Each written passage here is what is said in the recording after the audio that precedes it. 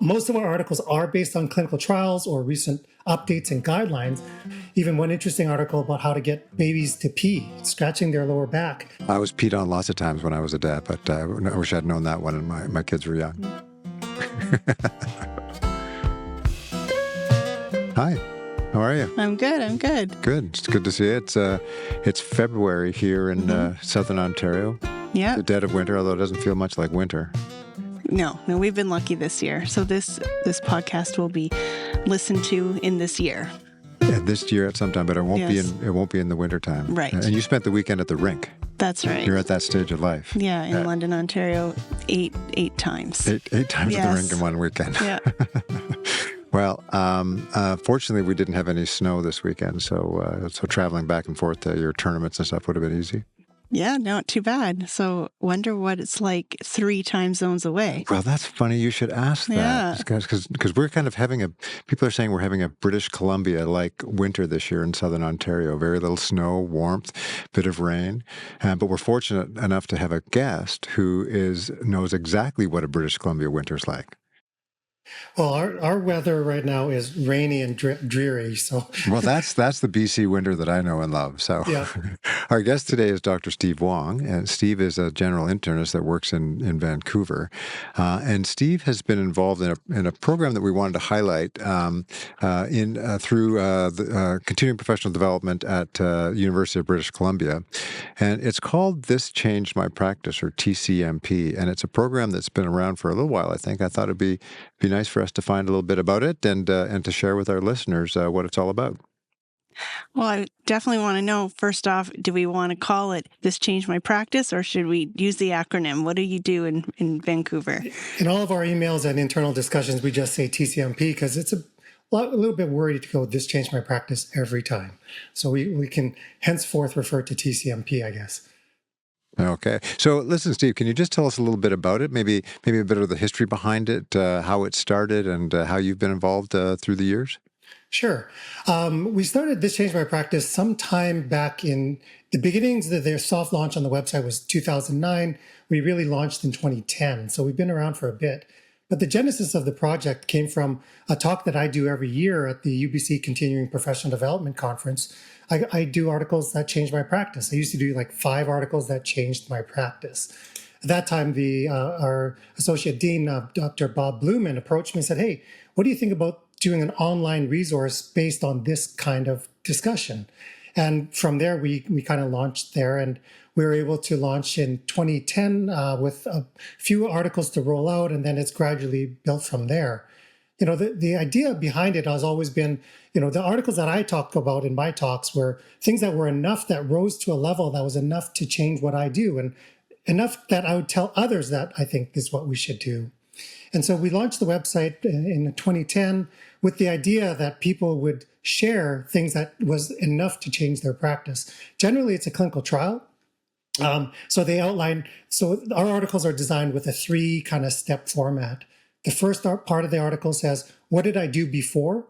Second part says, this changed my practice, where we spend our time discussing the trial or the experience or whatever other thing we saw that would really change our practice. So we typically have the authors outline the clinical trial, some of the study design and the results. And then the last section is, what do I do now? So how did that really impact how you approach a specific disease entity? And so we have authors post that, and then we put up articles about every 2 weeks, and then people get to read it. They comment on it. So we've built in a voting system where people can vote on whether or not they go from the spectrum of disagreeing with that recommendation to saying they already do it, and the spectrum in between. And there's commenting and things like that. So we try to provide some back and forth feedback to the author, between the readers, because readers can read each other's comments as well. And we're hoping that drives a lot of the learning associated with our postings.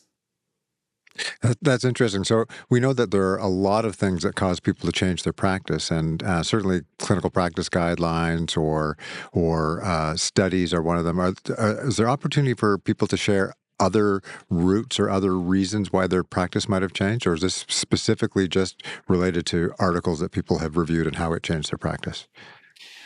Well, we try to hold a fairly high level of evidence because we're asking people to change something they're doing. And when we're looking at a fairly broad audience, and our articles are designed to be fairly short, so it's not a lot of, you can't get a ton of nuance into that because we also think a barrier to learning is a really long article. And so generally we do want a reasonably well done clinical trial if it's a major change in practice. But we've had articles from people who had different techniques that they did for, say, IUD insertion, or even one interesting article about how to get babies to pee. Scratching their lower back apparently makes them pee more often when you're trying to collect urine, which was, as a general internist, that's far the other side of I would never see a baby, right? But to have people write articles like that, we've even had people reflect on the way they teach clinical trials or teach, for example, one of the ones that changed a lot of my internal medicine friends' practices. In internal medicine, we always teach our residents, what is the correction for calcium for serum albumin? Well, we had a pathologist write an article saying that's a fallacy and we probably shouldn't be teaching that anymore. And so we found out a lot of people after reading that article stopped teaching that clinical point, which has been a mainstay of internal medicine teaching. And so most of our articles are based on clinical trials or recent updates and guidelines, but we include things like practice tips or things that people have noticed. And since the launch of the website, we've also added another subtype of article. They're called practice tips. We try to still follow a rigorous 3 kind of point format. And this is designed for example, when a specialist says, what is the biggest care gap I've noticed in patients that have been referred to me? And so this is to provide feedback because most of our audience is family practice. So we're trying to provide some feedback saying, this is what your specialists are saying that, this is the biggest thing missing when you refer them to them, for example, a patient to them. And so the articles are for those practice tips are designed with the first bullet point being care gaps that I have noticed.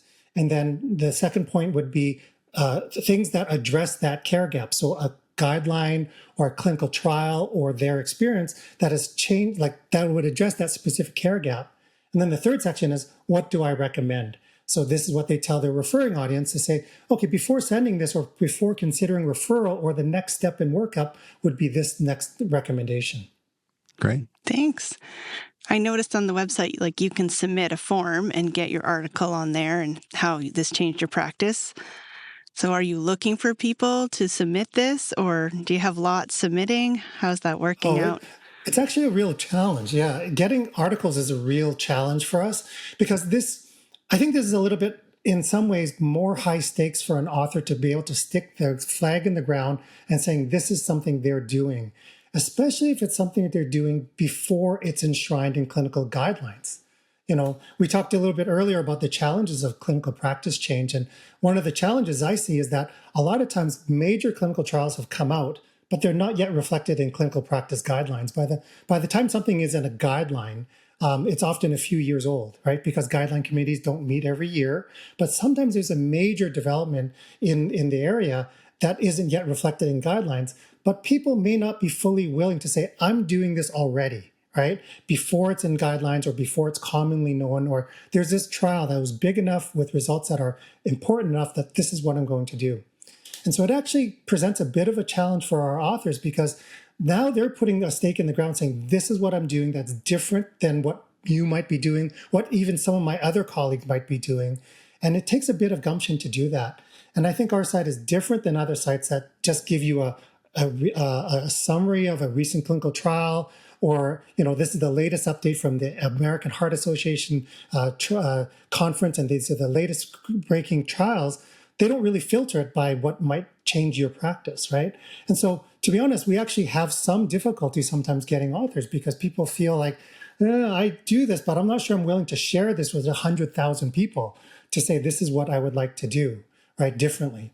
And so it is challenging. We do have a link on the website where people do submit articles, and it goes through our editorial board where we say, is this relevant? Does this look pretty good? Does this, look like it would pass the at least the initial view of quality of evidence to support that recommendation?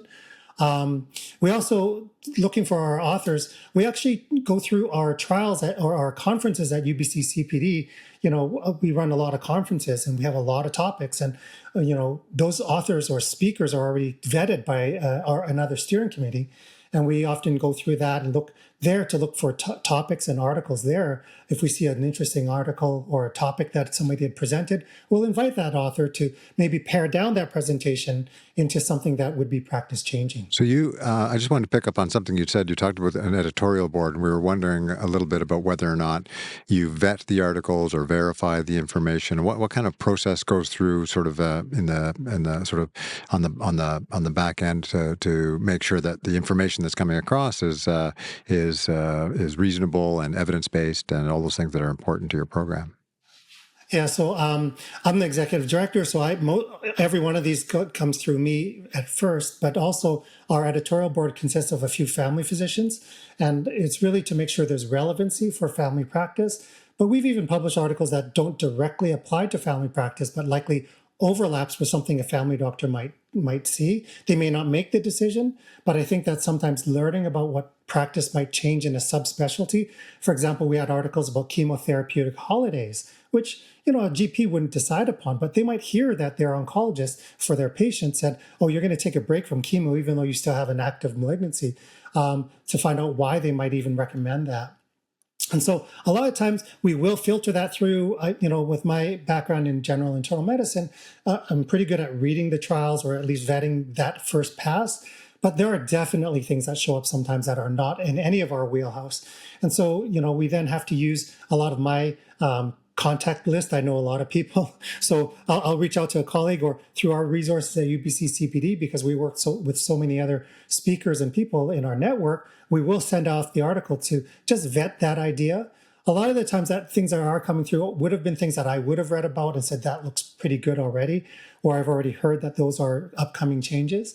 So it's not a huge, deep review, but it does have to pass a certain level. And in areas where we don't have expertise, we do pull in some extra input. Ultimately, though, it is that author saying this is what they would do, right? They have to be the one that feels comfortable endorsing it.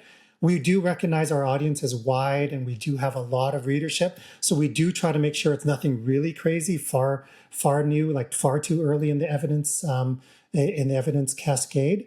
But every now and then we've had controversies. Every now and then we run up against an article where people fully disagree, or at least a part of our audience isn't happy with the posting, or and that's something I think is a risk that UBC CPD was willing to put on, because when you're talking practice change, sometimes you come up against the edges of people's comfort. We try not to advocate anything that's dangerous, obviously. We try to be really careful about that. But sometimes when you go up against something you've been taught or done for 20 years, it can create some friction. Do you have any examples of that off the top of your head? I don't mean to put you on the spot, but anything you can think of? There's a few areas. One that actually didn't, maybe now in retrospect, surprise me, but we've had some articles on MAID, medically assisted dying, in dying, and we actually got a barrage of sometimes very angry messages. And this actually spread to the lay people, because we had people saying, sending us some religious things and just saying, how dare you even discuss this? And our stance was, this is something that's available in Canada. It is something legal. It is something we should at least be aware of and talk about, and have. It's not saying everyone should be given this option, and we weren't even discussing the issues that the controversies around psychiatric diagnoses, for example, but it was just about discussing this and getting families ready for that discussion. And it generated, even from some physicians, a really angry response. And so I see that one as one of these things that is already a controversial topic in medicine, right? Even among practitioners, that caused some controversy. Another area that seems to draw some ire, especially in British Columbia, is discussion around diabetes, surprisingly. Some of our articles that generate some of the most comments is in the realm of diabetes management. Up until recently, the clinical trials that are now showing such major results in heart failure and kidney disease, we've had articles that talked about these other drugs causing good glucose control without causing hypos. Yet we had people saying, well, why are we spending money on these expensive drugs just to avoid a hypoglycemia? Because it doesn't change outcomes. And people were upset about that. Or a more recent article talking about continuous glucose monitoring to help patients with diabetes, generated a lot of commentary saying, well, you're advocating a really expensive treatment for something that doesn't really change a clinical outcome like an A1C or cardiac outcomes. But those authors were talking about how it's educational and how it teaches people how to use this intervention to teach, how glucose is interacting with their food or their medications. And yes, it's expensive, but it's actually pretty well standard of care for a lot of areas, right? And not funded though, it's expensive. So where we often run into some of these controversies are expensive medications, new medications, drugs that are not covered by the BC Pharmacare formulary. So we typically get some pushback, especially there. Every now and then, when there's a first drug in the first class of a drug that was a major game changer, that's by definition is a practice change as far as I'm concerned, right? When there's a brand new drug in an area that impacts an important outcome, but it's the only drug in that, well, by definition, it's a conflict because it's one drug by one drug company that was proven in probably one, maybe two clinical trials, but it turns out to be a drug that is a major development. We do put postings on that kind of thing, but then again, people then say, oh, people say, oh, this is a drug company driven trial and it's too early. And this is a shill, somebody's a shill or something like that. And so we sometimes see that kind of controversy as well. Sure. Well, I'm interested in like the demographics, right? And you talked a lot about BC, and I know that's your target audience. Do you know from your site like who's going on it or anything like that? Yeah, we are aware, and we've been very lucky to see uptake from across the country.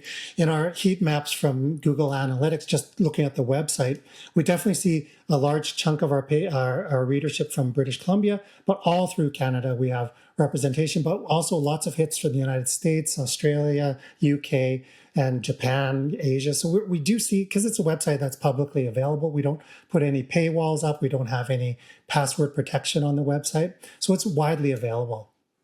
Great. When I was looking at the website prior to this, I noticed that you had a section on it, just a sidebar that's called Popular Topics.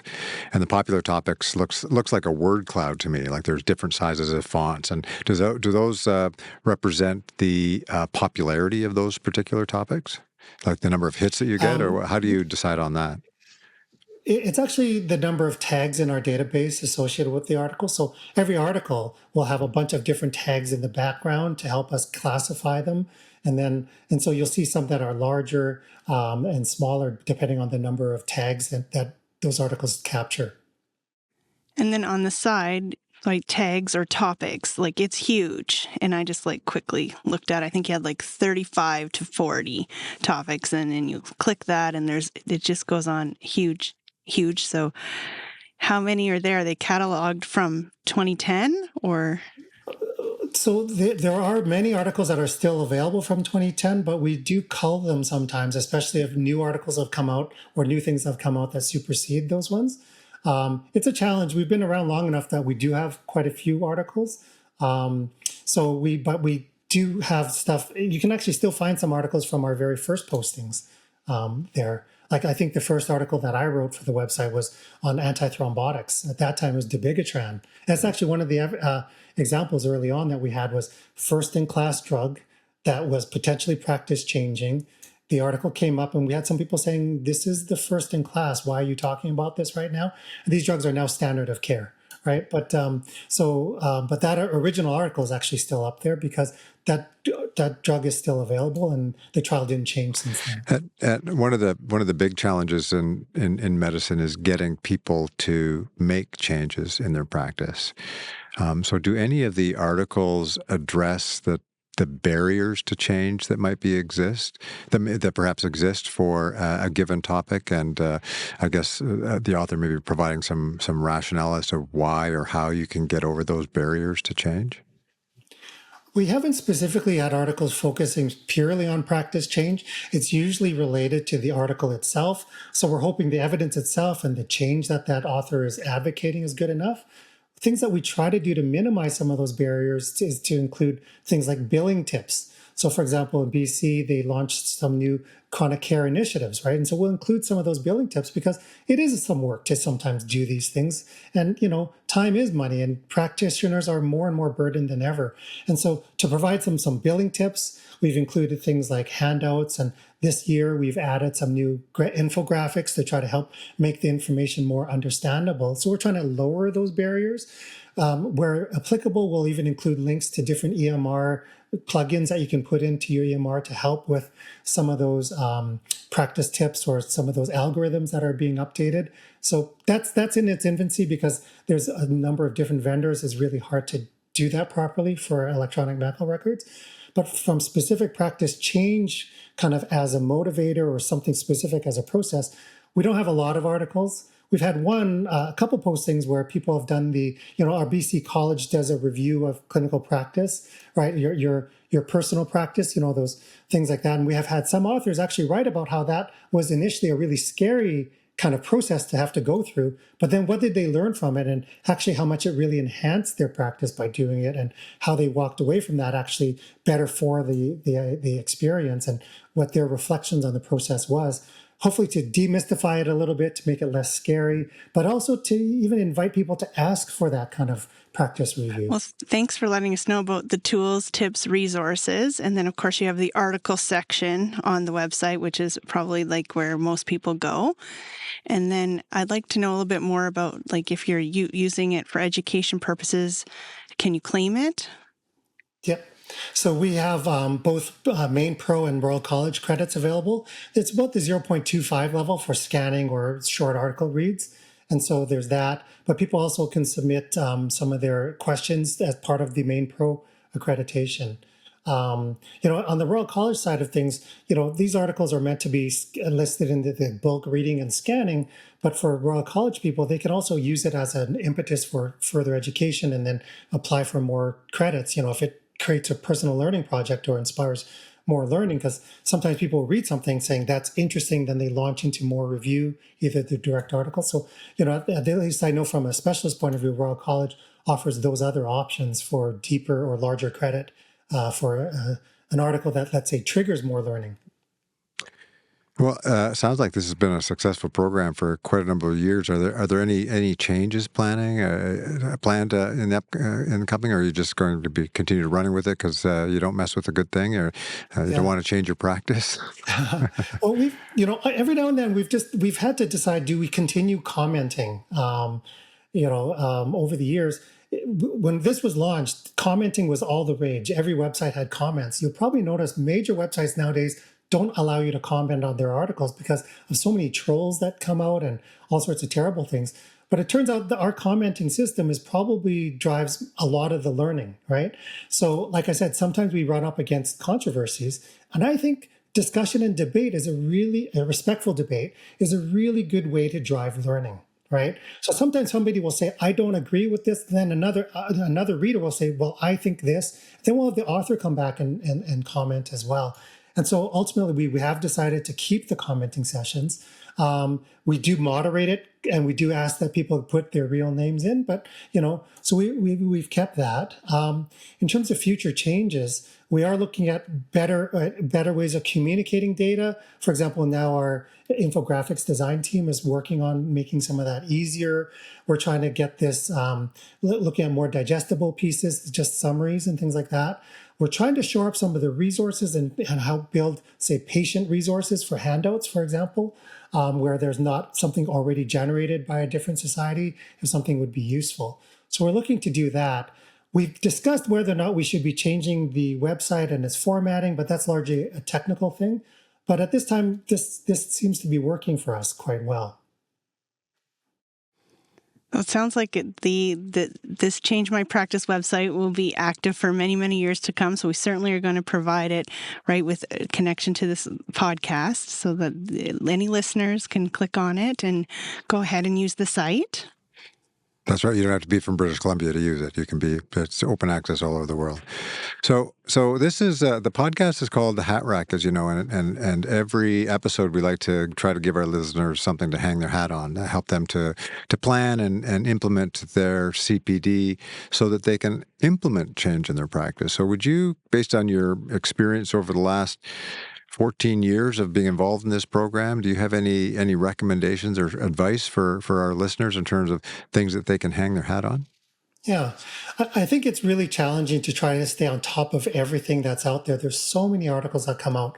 But I think something that relieves a little bit of that pressure is that only a few things rise to the level that really would change your practice. A lot of the articles are interesting that they might change something in the future or give you an idea of future research. But really, rest assured that there's only a few things every year that you need to do, really, or that are big enough to change your practice. And then find a trusted resource, either our website or even a trusted colleague, to really peer model, right? Ask them what's changed their practice, to share some of that burden and share some of that learning. And, having an open discussion and debate, I think, is one of the best ways of learning about new things and really deciding if that's right for you and your practice. That's awesome. Well, listen, Steve, thanks very much for your time. I hope you enjoyed this. We enjoyed having you, and we're hoping that podcasts like this can help to shine a light on some of the exciting things that are going on in CPD all across the country. So thanks for joining us. Thank you so much. It was a real pleasure. Thank you. Take care. So what did you think about that? Well, I like the self-directed learning part of it, right? You go on the site, you can pick a whole bunch of different topics, but then the commenting part for those who really learn from being more engaged. And I have been on the site and it's quite active, right? It says the date when people wrote and it's very recent. Right. Yeah. I think we've talked a lot on this podcast about the importance of being involved with peers. And this is really a way to learn from your peers, where a peer has submitted an article, reviewed an article, and it's changed their practice. And I think as physicians, we're very much influenced by what our peers do. So I think this is an excellent example of the way that peer influence can help you to make positive change in your practice. For sure. And Canadian peers as well. It's nice to see what other provinces are doing. Good. Great. And I learned one other thing. Yeah. I learned how to get a baby to pee. Oh, there you go. You just scratch their back, apparently. Yeah, it might be useful. I don't know. I was peed on lots of times when I was a dad, but I wish I'd known that when my kids were young. You've been listening to The Hat Rack, hosted by Dr. Bill McCulley and Leslie McAdam from Continuing Professional Development at the Schulich School of Medicine and Dentistry at Western University in London, Ontario, Canada. Technical assistance for The Hat Rack is provided by Patrick Barfoot, Technology Support Specialist at Schulich. Original music was composed by Cameron Beresnick. Please contact us with any questions, comments, or suggestions for future topics or guests. We can be contacted by email at thehatrack, that's all one word, THEHATRACK, @uwo.ca. Additional episode information can be found online at www.schulich.uwo.ca/CPD. For The Hat Rack, I'm Stephanie Giberson-Kirby, Faculty Development Specialist at the Schulich School of Medicine and Dentistry, leaving you with something to hang your hat on.